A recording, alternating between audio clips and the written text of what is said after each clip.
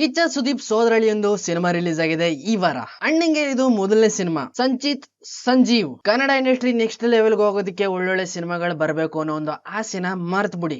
ಏನಿದ್ರು ಇವಾಗ ನೆಪೋ ಕಿಡ್ಸ್ ದರ್ಬಾರ್. ಇದನ್ನ ಯಾಕೆ ಹೇಳ್ತಾ ಇದೀನಿ, ಕಿಚ್ಚ ಸುದೀಪ್ ಅವರು ತುಂಬಾನೇ ಹಾರ್ಡ್ ವರ್ಕ್ ಮಾಡ್ಕೊಂಡು ಈ ಲೆವೆಲ್ ಬಂದಿದ್ದಾರೆ. ಈಗ ಅವ್ರ ಹೆಸರನ್ನ ಇಟ್ಕೊಂಡು ಸಂಚಿತ್ ಅಣ್ಣ ಟಕ್ ಅಂತ ಬೆಳೆದ್ಬಿಡಬಹುದು ಅನ್ಕೊಂಡ್ರೆ ಅದು ಅವರ ದಡ್ತನ. ಅದೇನೇ ಆಗಿರೋದು ಈ ಸಿನಿಮಾದಲ್ಲಿ. ಸಿನಿಮಾದ ಟೈಟಲ್ ಮ್ಯಾಂಗೋ ಪಚ್ಚ.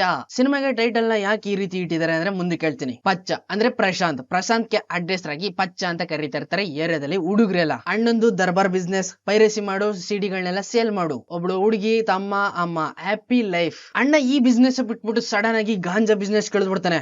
ಅದು ಹೇಳಿದ ಮೇಲೆ ಫುಲ್ ಚೇಂಜ್, ಒಡದಾಟ ಬಡದಾಟ, ಫುಲ್ ಕಂಪ್ನಿ ಲಾಸ್. ಇದನ್ನೆಲ್ಲ ಕೇಳಿದ್ರೆ ನಿಮ್ಗೆ ಹೊಸ ಸ್ಟೋರಿ ಅಂತ ಅನ್ನಿಸ್ತಾ ಇದೆಯಾ? Same same same but different. ಎಲ್ಲ ಸಿನಿಮಾದಲ್ಲಿ ಇರೋ ತರ ಒಬ್ಬಪ್ಪಂಗೆ 2 ಫ್ಯಾಮಿಲಿ ಇರ್ತವೆ. ಆ ಕಡೆ ಒಬ್ಬ, ಈ ಕಡೆ ಒಬ್ಬ. ಅಣ್ಣ ತಮ್ಮ ಫುಲ್ ವಾರ್. ಇವ್ರ ಮಧ್ಯೆ ಬೆಂಕಿ ಹಚ್ಕೊಳೋ ಅಂತ ಪಾಲಿಟಿಕ್ಸ್. ನನ್ಗೇನೋ ಇದು ವಾಸ ಅದು ಅಂತ ಅನ್ನಿಸ್ನಿಲ್ಲಪ್ಪ. ಎಲ್ಲಿಂದನೋ ಕತ್ಕೊಂಡ್ಬಂದು ಏನೇನೋ ಮಾಡ್ಬಿಟ್ಟವ್ರೆ. ಅದ್ರಲ್ಲಂತೂ ಕೊನೆ ಕ್ಲೈಮ್ಯಾಕ್ಸ್ ಅಲ್ಲಿ ಒಂದ್ ಸೀನ್ ಇದೆ, ಡ್ರೋನ್ ಶಾಟ್. ಅದು ಒಂದ್ ಬಿಲ್ಡಿಂಗ್ ಒಳಗಡೆ ನುಗ್ಗಿ ಫ್ರಂಟ್ ಡೋರ್ ಹೋಗಿ ಮತ್ತೆ ವಾಪಸ್ ಬರ್ಬೇಕಾದ್ರೆ ಒಬ್ಬ ಮನುಷ್ಯನ ಟ್ರ್ಯಾಕ್ ಮಾಡ್ಕೊಂಡ್ ಬರ್ತದೆ. ಸೇಮ್ ಎಕ್ಸಾಕ್ಟ್ ಅಲ್ಲಿ ಲಿಯೋ ಸಿನಿಮಾದಲ್ಲಿ ಹೆಂಗೆ ಲಿಯೋ ಬದುಕಿದಾನೆ ಅಂತ ಬಂದು ಹೇಳ್ತಾನ ಅರೋಳ್ ದಾಸ್ಗೆ, ಸೇಮ್ ಅದೇ ಸೀನ್ ಇಲ್ಲೂ ಕಾಪಿ ಮಾಡ್ಬಿಟ್ಟವ್ರೆ. ಅಬ್ಬಬ್ಬಬ್ಬ, ಯಾರಿಗೂ ಗೊತ್ತಾಗಲ್ಲ ಅನ್ಕೊಂಡ್ಬಿಟ್ಟವ್ರೆ. ಇನ್ನು ಈ ಸಿನಿಮಾಗೆ ಮ್ಯಾಂಗೋ ಪಚ್ಚ ಅಂತ ಯಾಕೆ ಟೈಟಲ್ ಬತ್ತು ಅಂದ್ರೆ, ಅಣ್ಣ ಹೊಸ ಬ್ರೀಡ್ ನ ಕಂಡಿಡಿತಾನೆ. ಈ ಗಾಂಜಾಗಳಲ್ಲಿ ಒಂದೊಂದರ ಹೆಸರುಗಳಿದಾವಲ್ಲ, ಅವೆರಡನ್ನು ಮಿಕ್ಸ್ ಮಾಡ್ಬಿಟ್ಟು ಹೊಸ ತಳಿನ ಕಂಡಿಡಿತಾನೆ. ಅದೇನೆ ಮ್ಯಾಂಗೋ ಫ್ಲೇವರ್. ಗಾಂಜಾದೊಳಗಡೆ ಮ್ಯಾಂಗೋ ಫ್ಲೇವರ್, ಅದಕ್ಕೆ ಮ್ಯಾಂಗೋ ಪಚ್ಚ. ವಾ, ವಾಟ್ ಎ ಥಿಂಕಿಂಗ್. ಈ ಸಿನಿಮಾ ಡೈರೆಕ್ಟ್ ಮಾಡಿರೋ ವಿವೇಕ್ ಅಣ್ಣಗೆ ಸರಿಯಾದ ಚಪ್ಪಾಳೆ ಕೊಡಿ. ಅದು ಅಲ್ದೇನೆ ಸಿನಿಮಾದೊಳಗಡೆ ಅಣ್ಣನು ಆಕ್ಟ್ ಮಾಡ್ಬಿಟ್ಟವ್ರೆ, ಬೆಂಗಳೂರಿಂದ ಬರೋಂತ ಗಾಂಜಾ ಆಫೀಸರ್. ಮೊದ್ಲೇ ಹೇಳ್ದೆ, ಒಳ್ಳೆ ಸ್ಟೋರಿ, ಒಳ್ಳೆ ಕಂಟೆಂಟ್. ಇವೆರಡನ್ನು ಬಿಟ್ಬಿಟ್ಟು ಸ್ಟಾರ್ ಮಕ್ಕಳು, ಅವ್ರ ಮೊಮ್ಮಕ್ಕಳು, ಅವ್ರ ಮರಿ ಮಕ್ಕಳು, ಇವ್ರ ಮೇಲೆ ಫೋಕಸ್ ಹಾಕೊಂಡು ಕಿತ್ತೋಗಿರೋ ಸ್ಟೋರಿಗಳೆಲ್ಲ ಮಾಡ್ಕೊಂಡು ಕುಂತಿದ್ರೆ ಕನ್ನಡ ಇಂಡಸ್ಟ್ರಿನೂ ಉದ್ಧಾರ ಆಗಲ್ಲ, ನೀವುಗಳು ಉದ್ಧಾರ ಆಗಲ್ಲ. ಸಿನಿಮಾ ರಿಲೀಸ್ ಸ್ಟಾರ್ಟಿಂಗ್ ಅಲ್ಲಿ ಕಿಚ್ಚ ಸುದೀಪ್ ಫ್ಯಾನ್ಸ್ ಗಳು ಮುಕ್ಕರ್ಕೊಂಡು ಹೋಗಿರ್ಬೋದು, ಒಂದ್ ಲೆವೆಲ್ಗೆ ಏನೋ ಚೆನ್ನಾಗಿರ್ತದೆ ನೋಡೋ ಅನ್ಕೊಂಡು.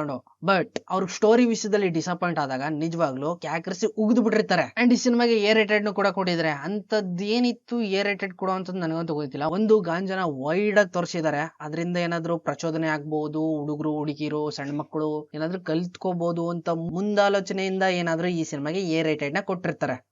ಪಕ್ಕ. ಅದನ್ ಬಿಟ್ರೆ ಅಂತ ವೈಲೆನ್ಸ್ ಏನಿಲ್ಲ. ಕೊನೆ ಕ್ಲೈಮ್ಯಾಕ್ಸ್ ಅಲ್ಲಿ ಒಂದ್ ಸ್ವಲ್ಪ ರಕ್ತಗೀತ ತೋರಿಸ್ತಾರೆ. ಅದನ್ನ ನೋಡ್ಬಿಟ್ಟು ನೀವೇನ್ ಅಂತ ಭಯ ಪಡೋ ಅವಶ್ಯಕತೆ ಇರಲ್ಲ. ಒಟ್ನಲ್ಲಿ ಇದೊಂದು ಶಾರ್ಟ್ ಫಿಲಮ್ ಅಂತ ಅನ್ಕೊಳ್ಳಿ. ಕರೆಕ್ಟ್ ಆಗಿ 1.5 ಗಂಟೆ ಇರೋದ್ರಿಂದ ಶಾರ್ಟ್ ಫಿಲಮ್.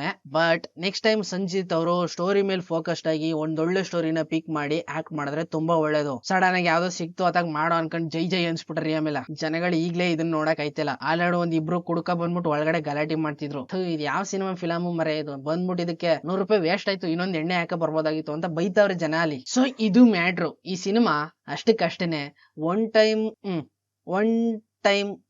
ಅಷ್ಟ್ ಬಿಟ್ರೆ ಕನ್ನಡ ಇಂಡಸ್ಟ್ರಿ ತೋಪೆ. ಸಿಗ್ತೀನಿ ಹೇಗಿದ್ರೆ ಮುಂದಿನ ವಿಡಿಯೋದಲ್ಲಿ. Take care, bye bye, see you. ಎಲ್ಲ